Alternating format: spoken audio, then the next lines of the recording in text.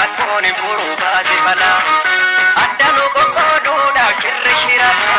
itti beeknaan dinna eenyutti rama eegaftaa jabbii mufii sababala ibadda sitti maani karaa sin uffadhu yoo isa kale raambarree isuma kale santo dhufaa beekadhu yoo isa kale raambarree isuma kale santo dhufaa beekadhu ol fagaate risaan dachee katu abbaa tolfata bultii galgalaa daaraan deemu birri namaa birmatu ifaan ilaalladhu qoreessi jala